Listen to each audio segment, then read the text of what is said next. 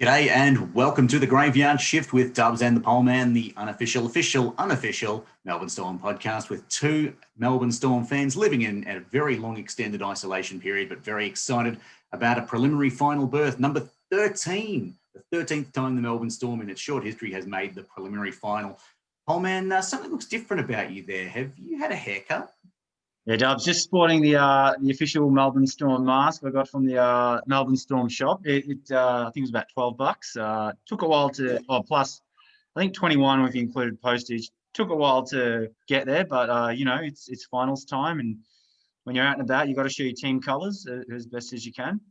I might take it off because it's making it difficult to talk. But half an hour of chatting yeah, like that get annoying, but at least we can say you're living and breathing the Storm. Yes, very well put. So just an odd bit of merchandise that I thought I'd never buy. But yeah, so and there's a few other masks out there too. I think a few people are making their own masks. So get out there, wear your colours proud, and yeah. How have you been, Dubs? How's your week been? Yeah, not bad. Thanks, mate. It was interesting. First time in a while that I haven't been glued to my television, wishing that I was there. And we obviously watched with great interest both matches, particularly Raiders and the Roosters, because we knew the winner of that would be coming up to challenge us up in Brisbane. But I imagine, like yourself, a bit of a strange feeling, kind of that calm before the storm. We've been in this situation before, pardon the pun unintended there. The calm before the storm, because we know that as much as we can have a breather this week, preliminary final time is a really tense, tight game. Historically, we've played in a hell of a lot, as I alluded to in the opening. But none of them have been particularly easy, and some of them have actually been thrillers in the end. So they've made for some pretty memorable matches in our history. Hopefully, we'll be having fond memories about this Friday night's game coming up against the Raiders. So I kind of hinted at it there. Since this ISO-inspired podcast began, we've talked a lot about the Storm and our love through the history of the Storm. Preliminary final, a chance to write another chapter in that. And you and I, just before we started recording, were chatting about some great games. So yeah, what do you make of this Friday night's game, and how do you feel given our remarkable history with preliminary finals?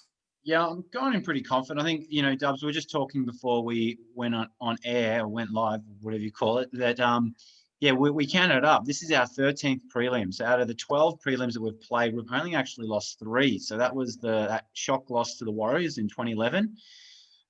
We had the 2015 where we lost to the eventual premiers, North Queensland.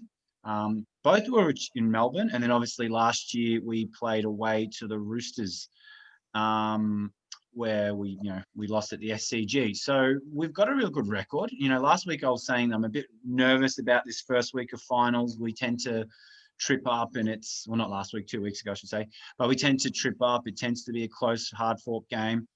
If you look at our last few prelims at home, we smashed Brisbane. Although Brisbane was in that game for a long period, and we beat Cronulla. So I'm very confident. Canberra's got a poor record in Brisbane. We've got a good record in Brisbane.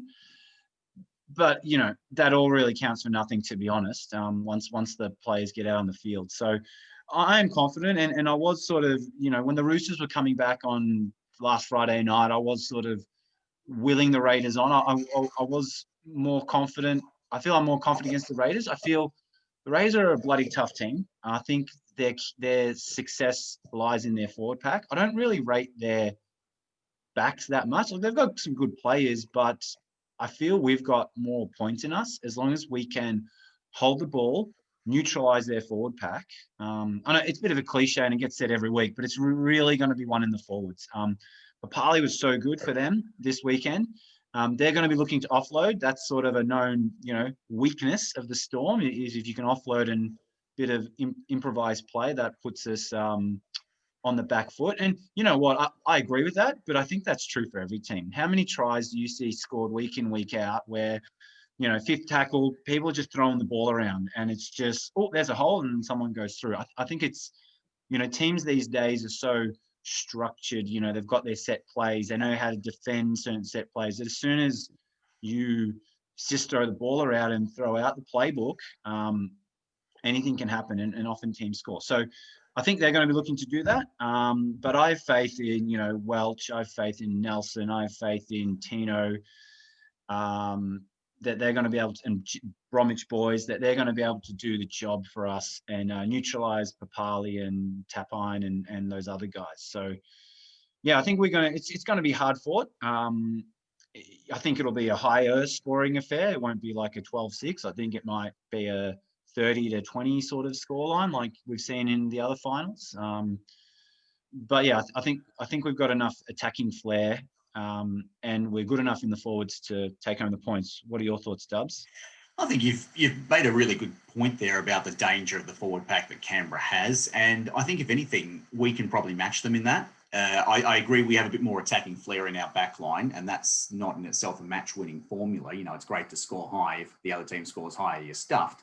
But just looking at this side that we've got coming in, we've got almost our best forward pack available. The one exception or the one question mark being Dale Finucane, who apparently is bullish about his chances for selection, but is currently, or at least has officially been named as a reserve, which would tell you the coaches are still. Shall I get the? I'll get the team lists up, Dubs. Please do. We can having the chat. There we go. Obviously, so, our fans of the Graveyard Shift would know we have a bit of a formula where we start with the match review, but of course with none to talk about this time around for the Mighty Storm, let's go straight to the team. So you kind of alluded to it there, and see the key ins versus outs there. So no outs officially for the Melbourne Storm, but adding to the extended bench or the reserves, if you like.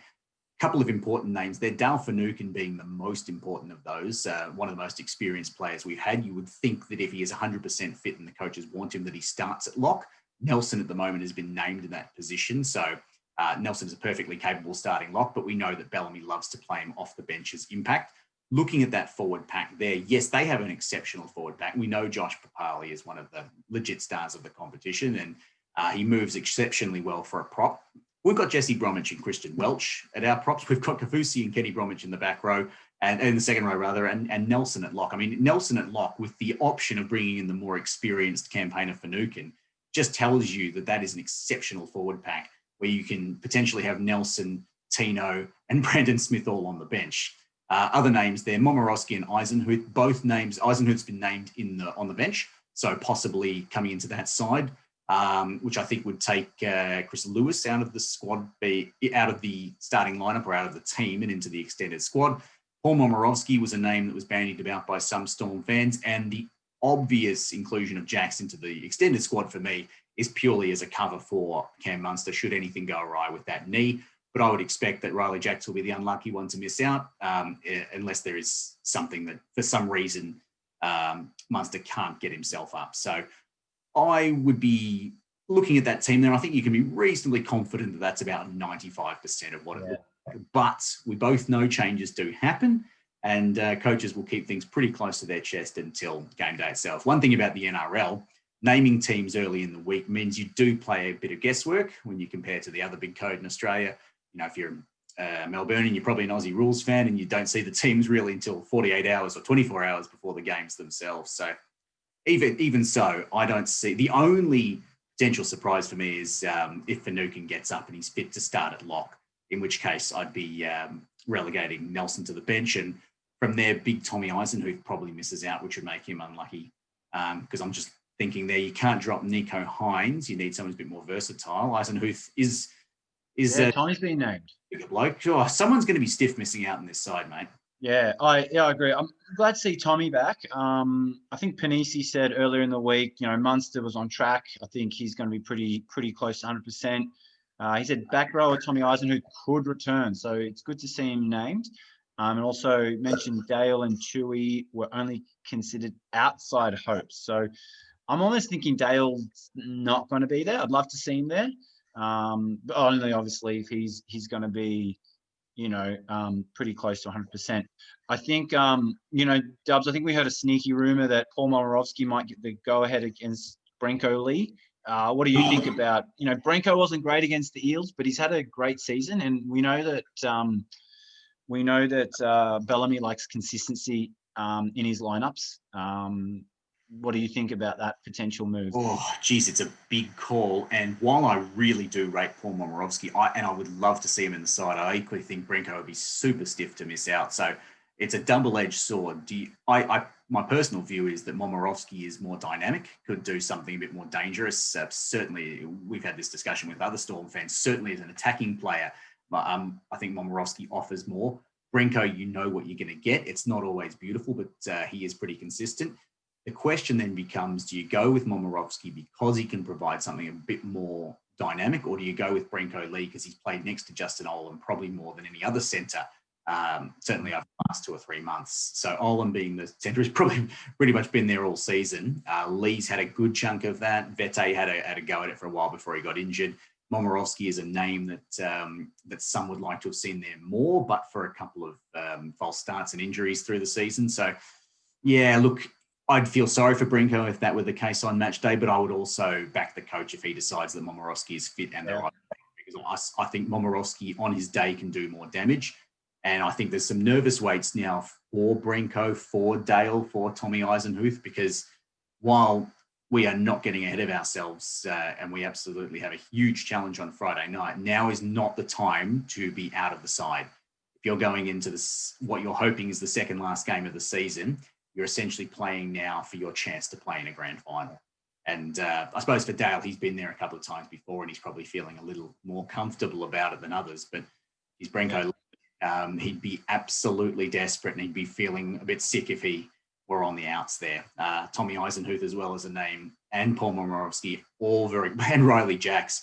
This is the time of the year when you get the exciting stories and you get some of those hard luck stories for players who are great contributors who might miss out. So I've kind of digressed a bit there from the original question you put to me. We did say that we don't necessarily think their back line is as dynamic or has as much flair as ours, but you look at names there: Jared Croker, and Nicole Klokstad as well. Melbourne boy. We looked at this. Nicole Klokstad moved to Melbourne from New Zealand when he was 15. Altona Roosters Jr. and Dubs. I want to eventually, maybe for Paul's Ponderings, I'll get together a Victorian all-time starting 13, and he'll obviously have to be up there, I think. I think if we're going to get a really good side together, we might have to claim a few guys who lived for 5 minutes in Victoria when they were kids. Tamana Tahu was born in Melbourne. Tamana Tahu, absolutely. I think we can claim young Tona Mapia as well. Tona Mapia is Melbourne through and through. Actually, no, you're right. I'm being a bit facetious there. He is a genuine Melburnian, and Northern Thunder. Melbourne, as you may know, you're more likely to carve out a career in Union because there's historically there's been more clubs available. It's changed a little bit since the growth of the Storm, but in terms of the rugby codes being successful for coming from Melbourne, you're more likely to have played Union growing up. Anyway, that's a topic for a different day as well. I think, though, with particularly with our wings, Vunivalu and Addo Carr, with Olam in the form that he's in, with the fact that we've got Munster directing traffic there, that is, they've got a good back line. We've got an excellent back line. They've got an excellent forward pack. I think we've got a just as good forward pack. So if they take it off us, it's going to be that old cliche that it's set up in the forwards. And your field position, your tackling pressure, everything that the forwards can do for you, your big hit-ups, it's going to come from who can stop Papale or who can stop Nelson and Tino charging through, who can stop Christian Welch, whose running meters this year have been exceptional. Yeah, so, I think the other two things we need to be really good with is our completion rate. I think the Raiders complete around 90% against the Roosters. Any team's going to be hard to beat if they're completing that well. And I think this man here, Jerome Hughes, he wasn't bad against Parramatta, I thought, but a championship winning halfback needs to do more, if that makes sense. So he needs to find another gear, I think, as well this week, and hopefully for next week too. So. And on that, as you say, you don't have to be Cooper Cronk or Brett Kamali or Andrew Johns or Jonathan Thurstons, but you do need to be good. And I think Jerome Hughes has that in him. I think in the first week of the finals against Para, he wasn't terrible, but he wasn't completely on his game. There was a couple of little errors in there, and I think he knows that better than anybody. I think that if we're going to be serious about lifting that trophy in 2 weeks' time, Jerome Hughes just needs to make sure he brings his A game, and I trust him to do that, but we haven't quite seen it yet. So a good support too. He's got Munster next to him. He's got Smith directing traffic from the front. It takes the pressure off him a little bit to be a superstar. And not every player we have needs to be a superstar. They all just need to do their role. Yeah, I think that's really what they often will say in the post-match interviews, Dubs. It's just about, them doing their role. I mean, all teams sort of have that, I guess, but I think Storm do it very well. Now, before we finish up on this discussion, we need to look at the bottom of the page and have a look at the match officials. No, it's your mate. It's our mate Ashley Klein. I mean, like I said, against Parramatta, there was a couple of calls which were a bit perplexing that didn't really affect the result too much. Stress levels and heart rate, to be honest. I mean, actually, I don't know if you saw. I think it was on the NRL website. There was an article this week. The name, who was the final? Was it Jared Sutton? Last year, who did this famous 6 again call? No, Cummins. He talked about how, his family was getting death threats he got death threats and his kids were getting bullied at school just because he made a mistake. So it kind of made me think a little bit more about the people that are actually behind the whistle. But in saying that, you really want your match officials making the right decisions in these games. Like, okay, if you get screwed over in round 9, or so be it. But, let's just hope that they get it right this week. And actually, let's hope they get it wrong in our favour. That'll be even better. Well, let's go on this basis, Paul, man. And first of all, let's preface this by saying, do never ever go an official's family members. You're sick of that. You can, like me, I'm a passionate sports fan. I've blown up about referees, umpires, and various codes before. First of all, it's not personal. I also know a number of referees and umpires in different codes, and they're usually very good blokes and very good women who are actually doing their very best. They make mistakes. They don't go, believe it or not, they don't usually set out there to go and do something to upset you and harm you. So I'm sure Ashley Klein has never actually set out to try and ruin a game for us, even if we rant and rave about decisions he makes and how he managed to see Kenny Bromwich in the passive offside position and rules out. Okay, Ashley Klein.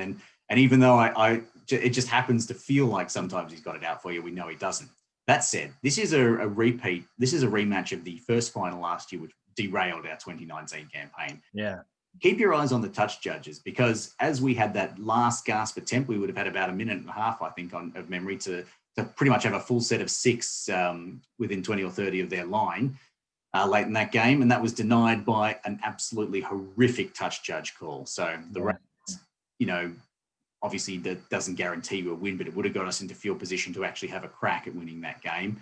A game that we shouldn't have lost anyway. We bloody pissed it away with some really poor finishing and a couple of mistakes. Yeah, exactly. So it's our chance to show not only that we've put that officiating error behind us, but we've put that loss behind us as well. And we can actually say, okay, Canberra, you got past us last year. That happened. And then, of course, they had the officiating error in the last minute of the grand final. I think we just need to get the job done and not worry about what the officials are doing. If we're talking about officials, it means something's gone wrong. Yeah. I think, I go off at refs too. I think, what's the old saying? What happens on the field should stay on the field. Like, I think once the referee's gone, you can have your complaints and all that. But I don't think it's as corrupt as we all think. I mean, we wouldn't have a game without it. Let's be fair. Yeah, exactly. Let's just hope we it's a good fair game and they get all the decisions right. I had something else to say about the game, but I've completely forgotten. Yeah, I was just going to say, last week it was all about, Raiders getting revenge on the Roosters. I mean, we've got a bit of revenge against the Raiders. Although they didn't knock us out last year, like that was, they basically put us on the path to ending our season. It was always going to be difficult to beat the Roosters at the SCG. So, I think we've got a bit of payback this week as well for last year. Completely. I think that that'll stick in the guys' minds a lot. 2018 hurt, and we wanted our shot at the Roosters again in a grand final. And as it happened, we had to get them at the SCG in a prelim, which was just the worst possible option after not having the week off as well, which we really had earned by finishing higher on the table. But we won the Shield last year, Dobbs. The JJ Gilligan Shield. We won the JJ Gilligan Shield. We did. And we should have won the first final, but we didn't. The reality is we blew it by getting ourselves into a position where we're to lose. Then we had the salt in the wound of an officiating error taking us away the chance to pinch that game. Either way, I'm confident that had we gone the other route, the other half of the finals, we would have had a home prelim, which I think we would have won. And then anything happens grand final day. It wasn't 2018 again, and we weren't going to let that happen again. So that's where my mind was at the start of that finals campaign. And the fact that we got them at the SCG on prelim final night really stuffed us up last year. So we don't get a chance to right that wrong against the Roosters, although we beat them twice this year, but we do get a chance to right the wrongs of 2019 against the Raiders up in Brisbane. So 12 months ago, I would have laughed and said, why would we play a prelim in Brisbane? But here we go. We're at Lang Park for the prelim against the Raiders. And, I'm backing us. I think we're in great shape today. I think the players themselves are hungry. Of course they are. Some of them have tasted premiership success. Others are looking at their teammates who have got those rings and desperate to try and put one on themselves.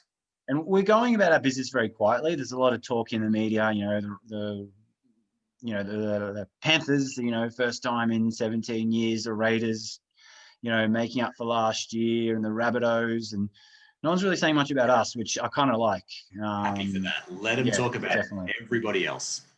And I had one more thing to say. I don't know where my head's at tonight, but I think that's pretty much covers all we need to talk about with that game.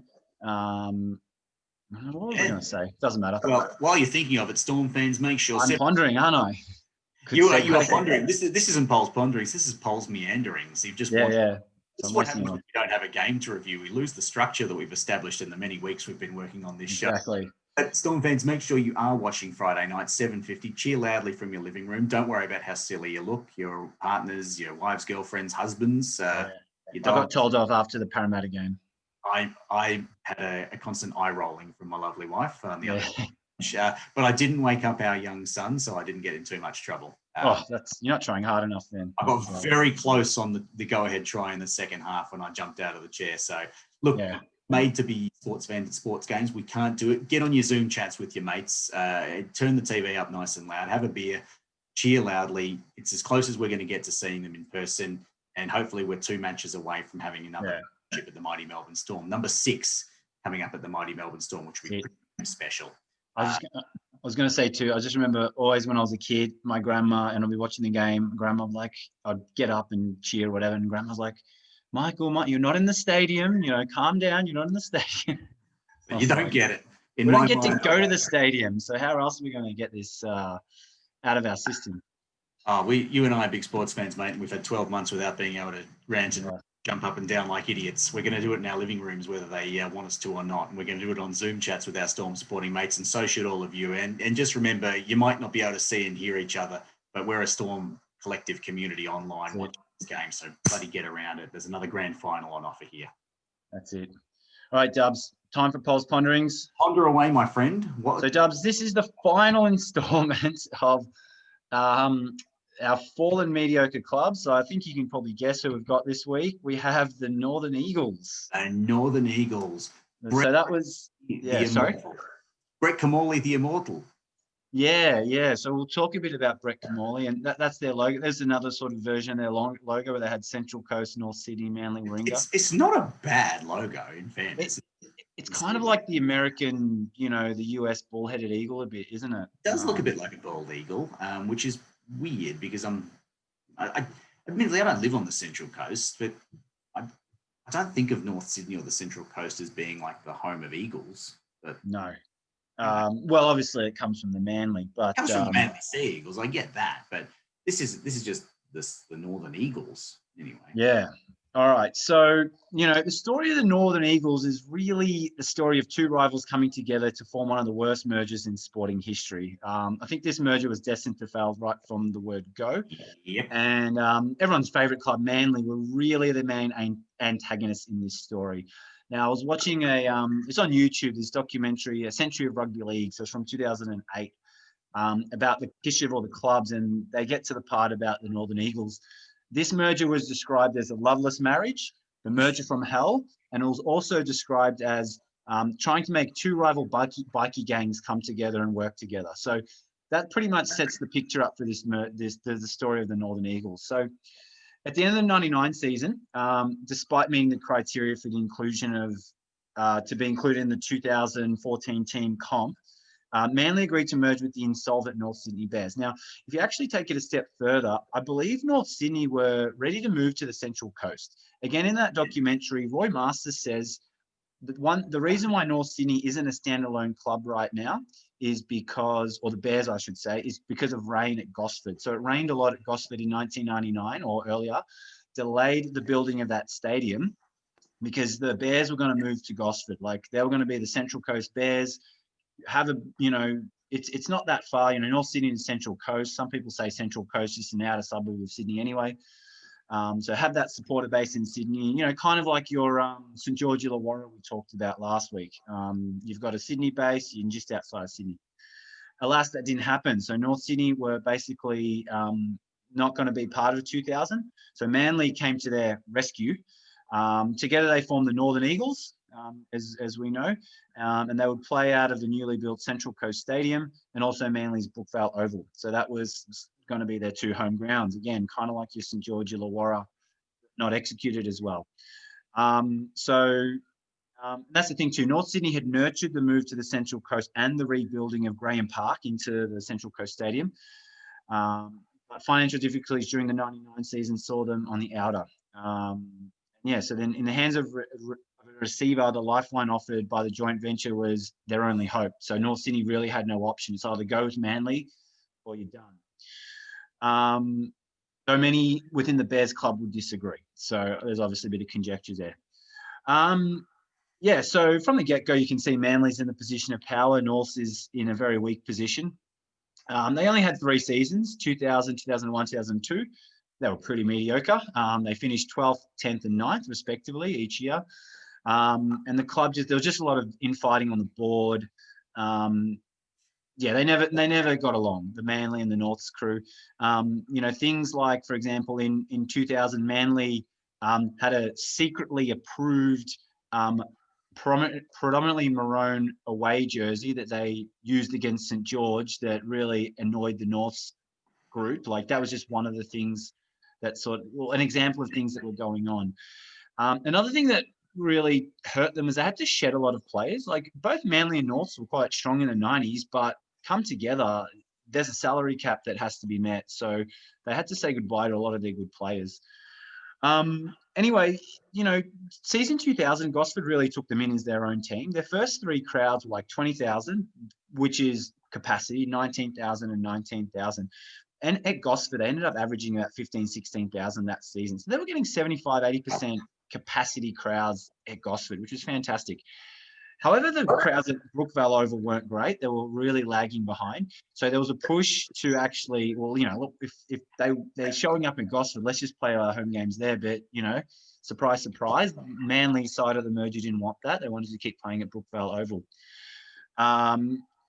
So to try to come over these off-field dramas and try to make peace, they basically threw all their eggs in the Brett Camorley basket. So they poached him from us.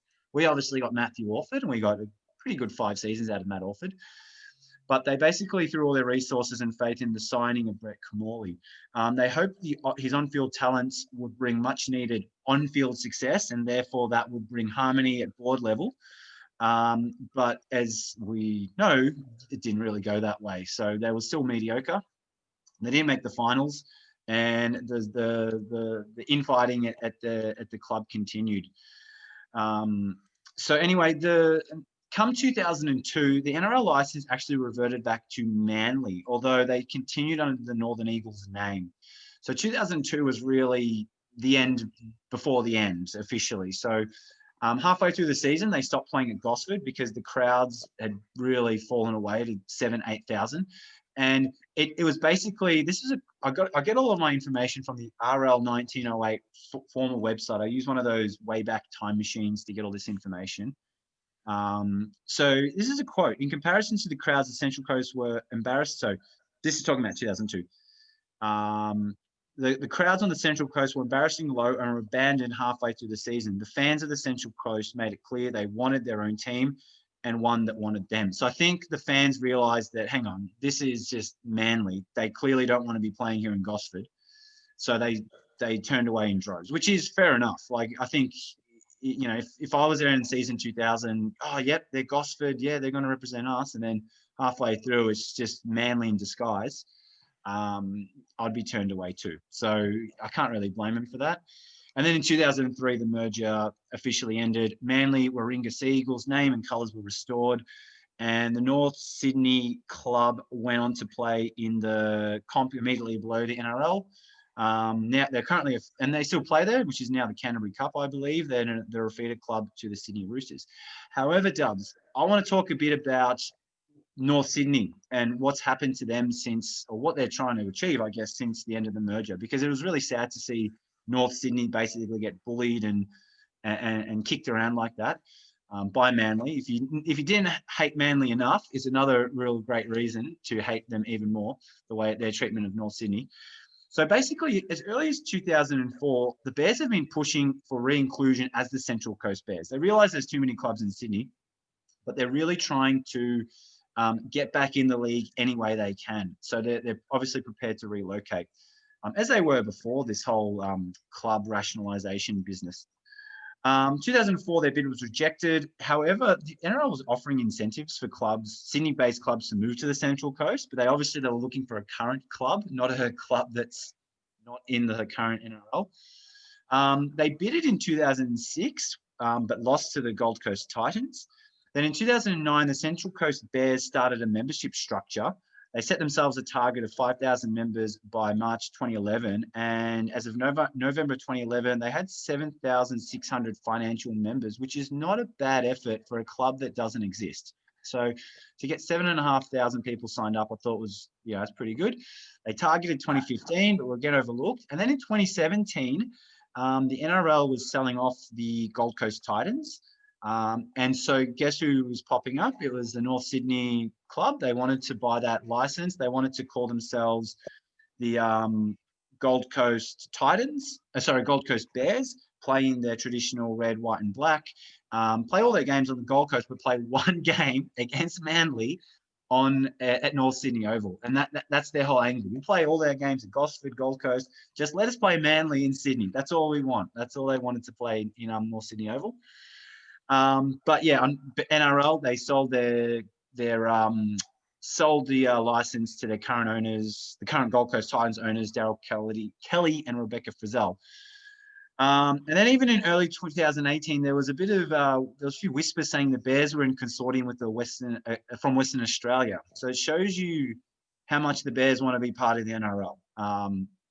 And then on the 11th of November 2018, the North Sydney CEO, David Perry, said he was aiming at the North Sydney / Central Coast bid to come to fruition when the current TV deal ended in 2020. Perry suggested the NRL should look at creating a promotion relegation system similar to other sports around the world.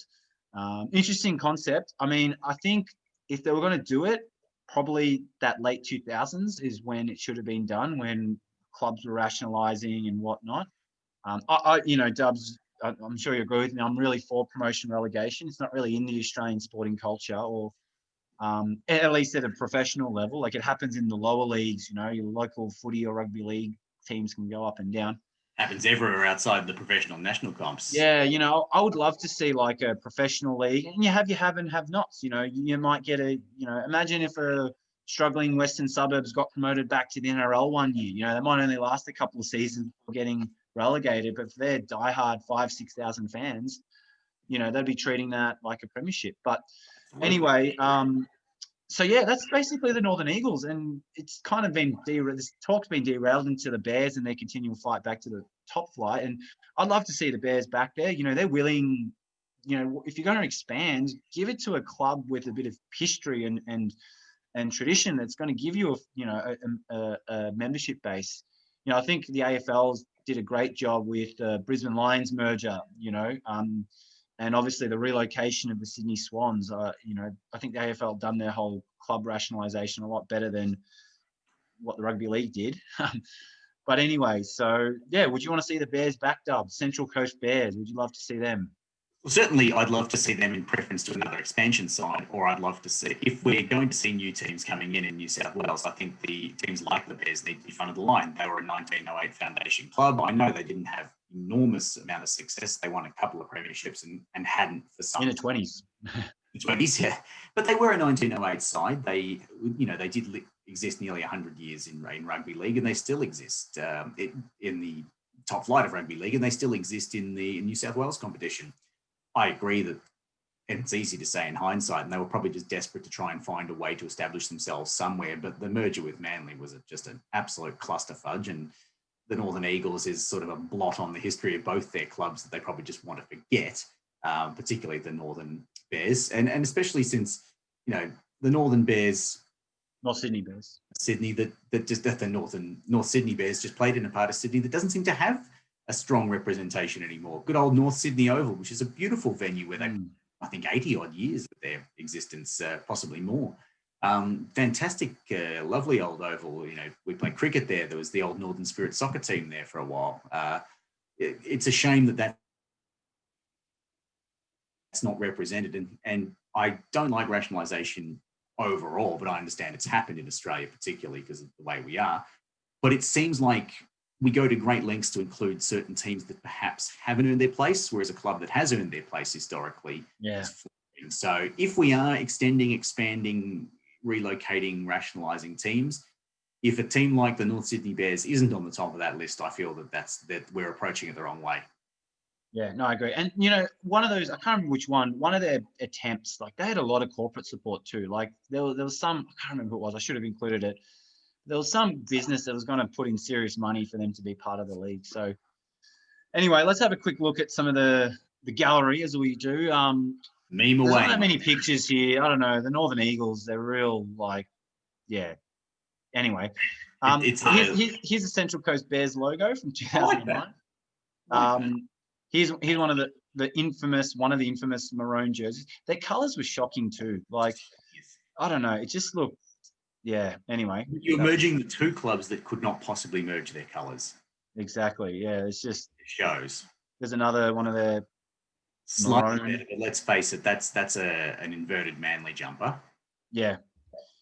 This is a bit of a mock-up, Central Coast Stadium with the Central Coast Bears logo and in the in goal. So I thought, you know, right. I'm all for the Central Coast Bears.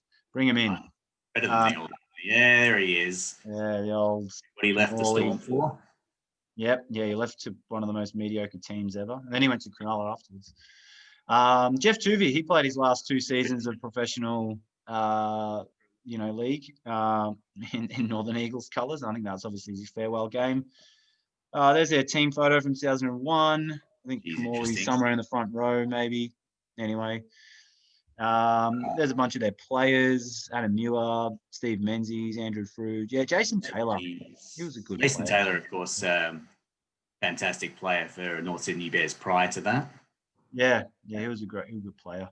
There's Tuvey. I think that was obviously his last game. Had a few decent players. They had a pretty good squad, really. Should have performed better than they did. Clearly, they didn't have a winning culture there. Yeah, exactly. There's another maroon jersey. That was their white jersey. That's a bit more North Sydney-esque. And that's about it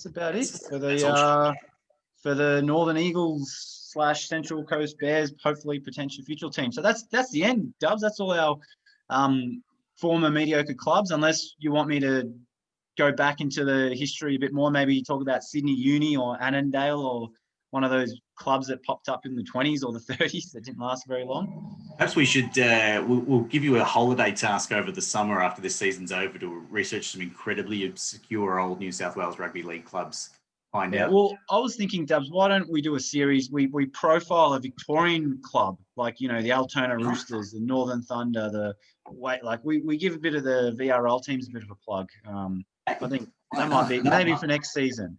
No one else seems to be plugging them, and we can't expect rugby league to grow in Victoria unless we do plug them. So, yeah, exactly. The Mernda Dragons. I think that's the closest club to me, actually. The Mernda Dragons.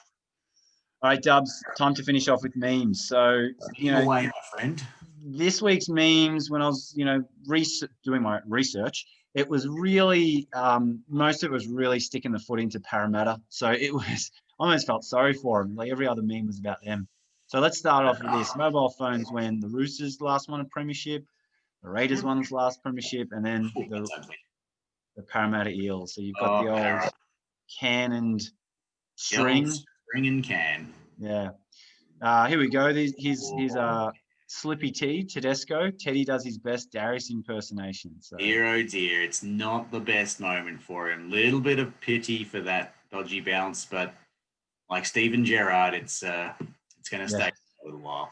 So I thought this meme is more having this is more insulting to Darius Boyd. These seasons like 3 weeks over, and people are still memeing about him. Good analysis there, Paul. I didn't think of it that way. The obvious, it's the obvious laugh at the Roosters fullback falls over, etc., etc. But let's be honest, Darius Boyd's still on our minds, and we're still laughing at him 3 weeks later. Here we go. Sonny Bill Williams. I moved here from Canada and they think I'm slow, eh?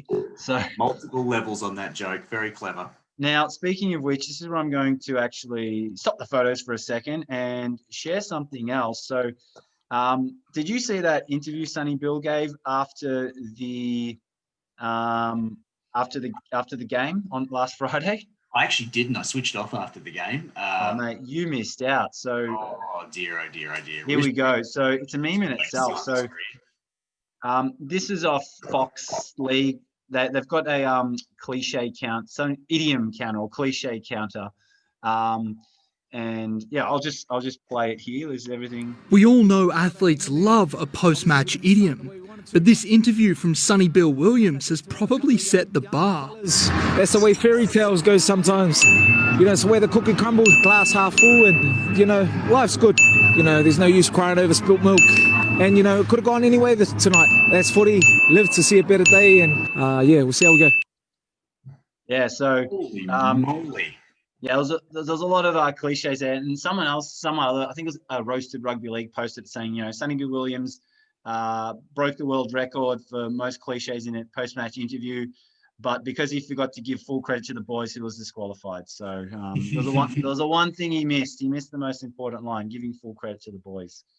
Anyway, we'll go again. We'll come back better next year. Yeah. Well, he doesn't know if he's coming back next year. That's true. Let's be honest. At his age, with that many code hops, he could be doing anything next year. Yeah. All right. Let's head back to the memes. What happened to the memes? Well, that's not what I want to share with you. That's something for the end, Dubs. Oh, you jumped ahead, mate. Well, we are highly professional production, highly professional. Oh, it's getting better. It's getting better. Why are the memes popping up on the what I want to share? I don't understand what's going on. Oh, here we go. Here we go. There we go. All right, we're back to Sonny Bill. All right, here we go. All right, next one. Lost your halfback. He's not coming back, is he? He might. He's not. Yeah, obviously no Cronk, no Roosters.